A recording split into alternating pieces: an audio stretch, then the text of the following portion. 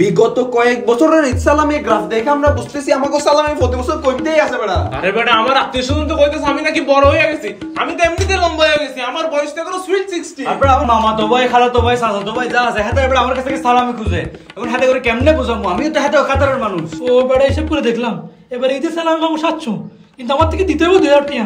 এবার তো পুরো লসে থাকবো, কিছু একটা করা দরকার। ও বেটা কিছু একটা করা দরকার। এই বাড়িতে যদি দাদার বাড়ির সাইডে লোকজন সালামি না দেয় তাহলে কি করবি? এটা তো বেটা একদম ইজি, হাতে করে কইবে আপনারা যদি সালামি না দেন তাহলে আমরা জায়গা জমি ভাগ করবো না, হাতের ওখানেই কর। কিন্তু নানু বাড়ির সাইডে কি করবি? এটা তো আরো ইজি, নানা ভাই লোকজন কম, দাদা ভাই লোকজন ঠিক আছে, এই কথা হাতে রিগো লাগবো, বাস কামাই গেছে। আচ্ছা ঠিক আছে, সব তো বুঝলাম, আর একটা ইনার খরচ আছে, যাগো গার্লফ্রেন্ড আছে, হাতের তো আবার সালামি দিতে হইব, হাতের কি করবো? ব্রেকআপ নামের কথাটা শুনতেছি? হ্যাঁ শুনছি তো।